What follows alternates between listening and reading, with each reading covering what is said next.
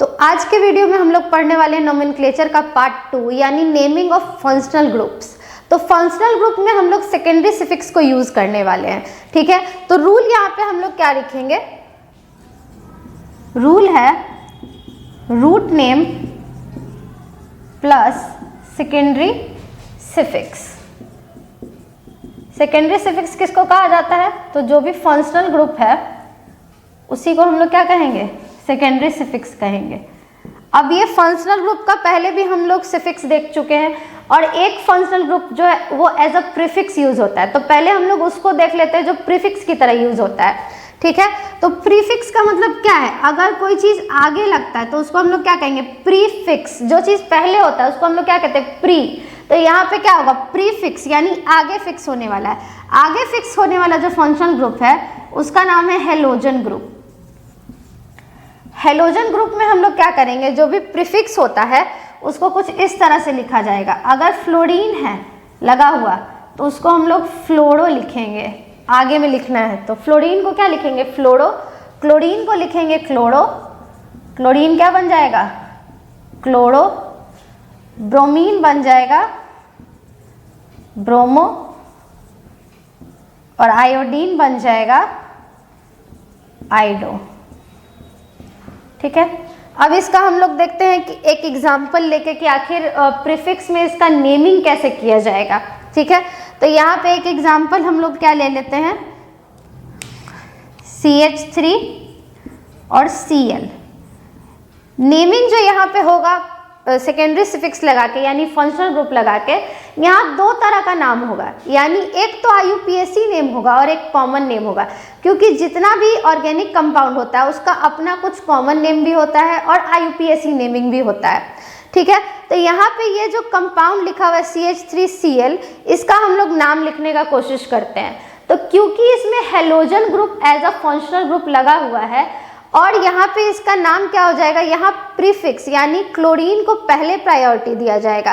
पहले क्लोरीन लिखेंगे तब जाके हम लोग इसका रूट नेम लिखेंगे। बाकी में सिंपल रूल हम लोग क्या फॉलो करते थे, पहले रूट नेम फिर सिफिक्स। यानी यहाँ क्या है, पहले प्रीफिक्स जो पहले है वो लगेगा फिर रूट नेम लिखाएगा। तो पहले क्या है, क्लोरीन है तो इसका नाम क्या हो जाएगा, क्लोरो। और फिर हमारे पास क्या है, ये मिथाइल है लेकिन ये आया कहाँ से, मिथेन से। तो यहाँ पे मिथेन वर्ड ही यूज किया जाएगा। तो इसका नाम क्या हो जाएगा, क्लोरो मिथेन, ठीक है। और इसका कॉमन नेम क्या हो जाएगा, ये हो गया इसका IUPAC नेम। इसी का अगर हम लोग को कॉमन नेम लिखना है तो वो क्या लिखेंगे, कॉमन नेम में जो दिखता है उसी चीज को लिख देना है। अगर कॉमन नेम हमको समझना है, जो दिखेगा उसी को लिख देंगे। तो ये क्या दिख रहा है हमको, ये CH3 है। CH3 किसका फॉर्मूला होता है, मिथाइल का होता है। तो यहाँ पे हम लोग इसका कॉमन नेम जब लिखेंगे तो नाम क्या लिख देंगे, मिथाइल। और ये क्लोरीन है पीछे लगता है तो इसका नाम हो जाता है क्लोराइड। तो इसका सिंपली नेम, कॉमन नेम हम लोग क्या लिख दिए, मिथाइल क्लोराइड। जो दिखता है उसी चीज को लिख देना है। ये है प्रीफिक्स का केस। अब हम लोग देखेंगे बहुत सारे सिफिक्स का केस। अब हम लोग देखते हैं सिफिक्स का केस, ठीक है। तो पहले ही हम लोग जान चुके हैं कि फंक्शनल ग्रुप क्या होता है, फंक्शनल ग्रुप में किस में कौन सा सफिक्स लगता है। अगर आपने वो वीडियो नहीं देखा प्रीवियस वीडियो तो वहाँ जाकर आप चेक कर सकते हैं, इसके बारे में डिटेल में बताया हुआ है, ठीक है। तो यहाँ पे हम जानते हैं कि फंक्शनल ग्रुप में सबसे पहला क्या होता है, एल्कोहल, जिसका कि अगर हम लोग सिफिक्स लिखे तो यहाँ लास्ट में क्या है, OL। तो इसका सिफिक्स भी क्या हो जाता है, OL। दूसरा है एल्डिहाइड। एल्डिहाइड का सिफिक्स हो जाता है AL और इसका रिप्रेजेंटेशन होता है OH से। इसका रिप्रेजेंटेशन होता है CHO से। तीसरा क्या होता है, कीटोन, जिसका रिप्रेजेंटेशन होता है, पहले इसका सिफिक्स लिखते हैं ON और इसका रिप्रेजेंटेशन होता है C डबल बॉन्ड O से। फोर्थ है कार्बोक्सिलिक एसिड, इसका सिफिक्स क्या होता है, ओइक एसिड और इसको हम लोग रिप्रेजेंट करते हैं COOH से, ठीक है। ये इन सब का फॉर्मूला है, अल्कोहल का OH, एल्डिहाइड का CHO, कीटोन का C डबल बॉन्ड O और ओइक एसिड का क्या होता है, COOH। यहाँ पे हो क्या रहा है, और एक और था functional group, fifth functional group, जो कि प्रीफिक्स की तरह यूज होता था, जिसको हम लोग देख चुके थे। पहला नेमिंग करते हैं एल्कोहल का, इसका हम लोग एग्जाम्पल लेते हैं। तो यहाँ हम लोग लिख सकते हैं नेमिंग ऑफ एल्कोहल। इसमें एक एक करके ही पढ़ना पड़ेगा।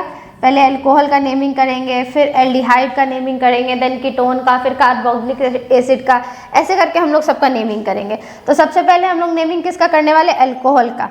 तो यहाँ पे एक क्वेश्चन लेते हैं, CH3OH, इसका नाम लिखना है। मिथाइल ग्रुप के साथ किसको जोड़ा गया है, एल्कोहल को। इसका नाम लिखना है। इसके नाम में क्या होगा, पहले रूट नेम आएगा, तब सेकेंडरी सिफिक्स यानी कि ये सिफिक्स लगेगा, ठीक है।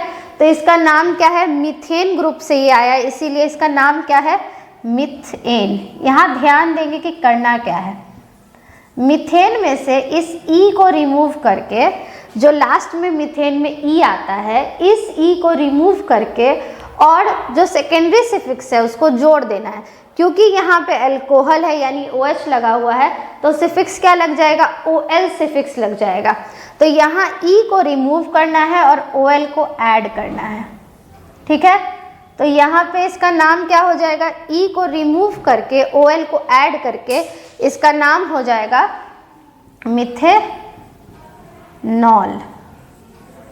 और इसका कॉमन नेम क्या हो जाएगा, कॉमन नेम जो दिखता है उसी चीज़ को लिखते हैं। तो दिख क्या रहा है, ये है मिथाइल और ये क्या है, OH। तो इसका कॉमन नेम हम लोग क्या लिख सकते हैं, कॉमन नेम इसका हो जाएगा मिथाइल एल्कोहल। अब सेकेंड हम लोग किसका नेमिंग देखते हैं, एल्डिहाइड का नेमिंग देखते हैं। अगर इसी में क्या करते हैं, दो कार्बन, जैसे C2H5OH होगा, तो वहाँ पे क्या हो जाएगा, इथेनॉल हो जाएगा और उसका कॉमन नेम हो जाएगा इथाइल एल्कोहल। सबका इसी तरह से हम लोग कर सकते हैं, एक कार्बन का हो, दो का हो, तीन का हो। अब दूसरा हम लोग देखते हैं एल्डिहाइड का, ठीक है। तो एल्डिहाइड में क्या है, CHO लगा हुआ है।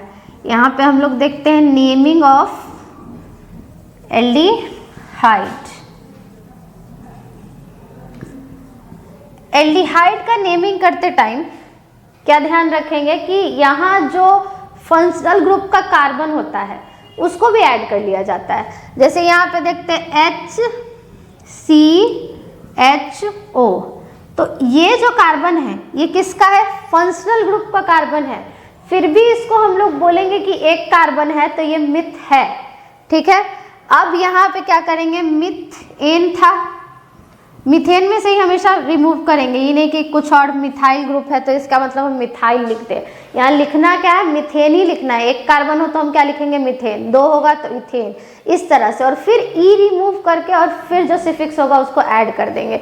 यहाँ भी सेम वही प्रोसेस दोहराते हैं, ई को रिमूव करते हैं, एल को ऐड करते हैं, क्योंकि यहाँ किसका बात हुआ है, एल्डिहाइड का।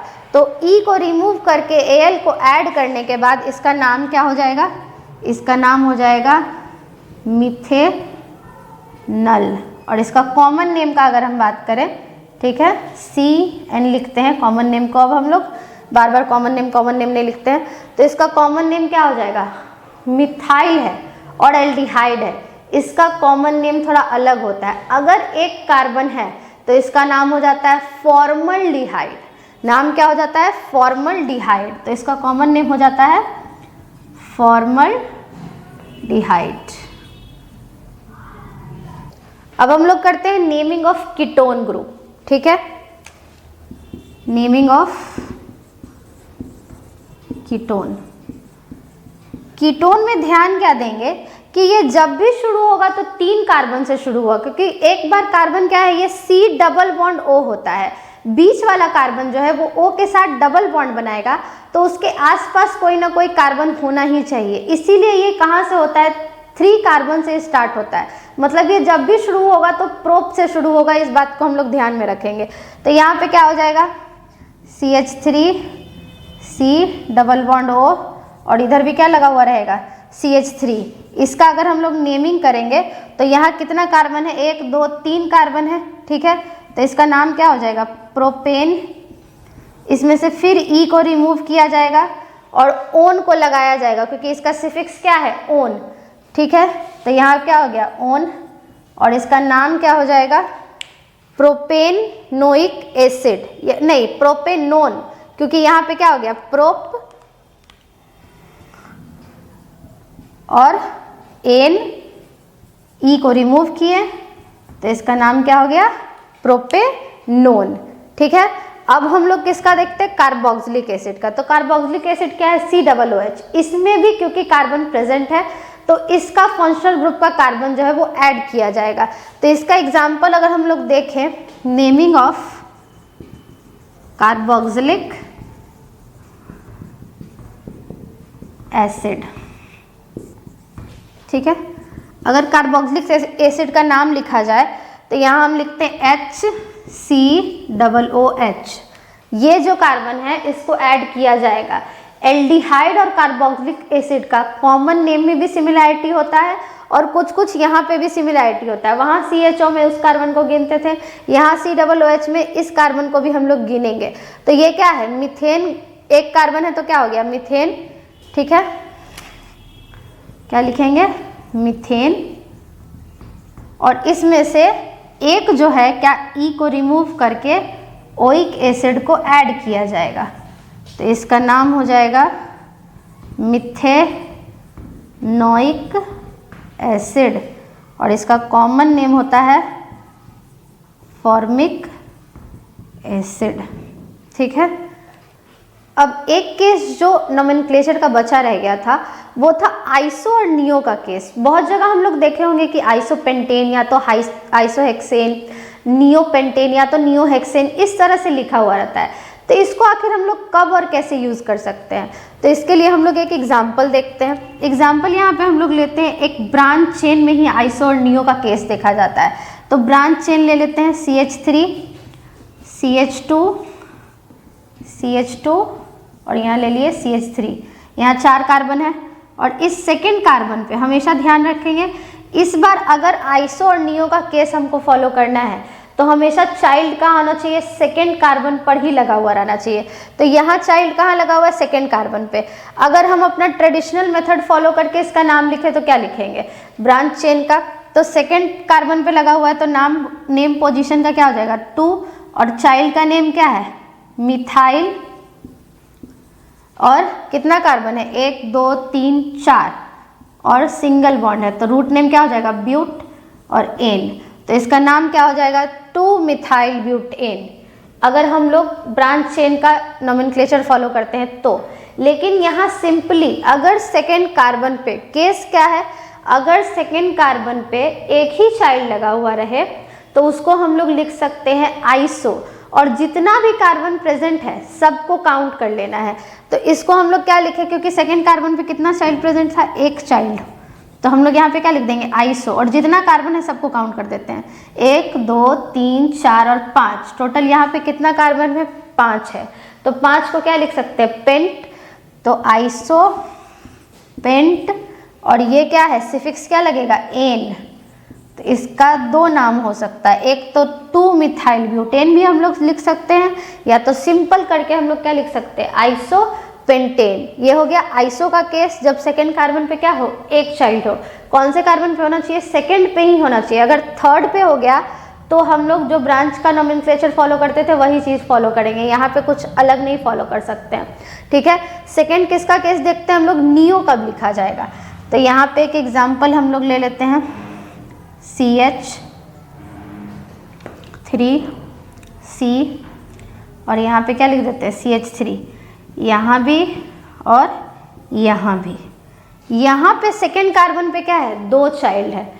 जब सेकेंड कार्बन पे एक चाइल्ड हो तो आइसो। अब इस बार सेकेंड कार्बन पे क्या है, 2 चाइल्ड है, तो इसका हम लोग ब्रांच के हिसाब से भी नोमेनक्लेचर कर सकते हैं। लेकिन यहाँ पे हम लोग क्या लिखेंगे, कितना टोटल कार्बन है, सबसे पहले हम लोग लिख देंगे नियो, क्योंकि सेकेंड कार्बन पे कितना चाइल्ड है, 2 है। और फिर टोटल जितना भी कार्बन है उसको काउंट कर देना है, चाइल्ड का भी कार्बन ले लेना है। ठीक है, तो 1 2 3 4 और 5 कितना है, 5 है। तो यहाँ क्या हो जाएगा, नियो पेंटेन। ऐसे सिंपली क्या हो गया, IUPAC नोमेनक्लेचर खत्म।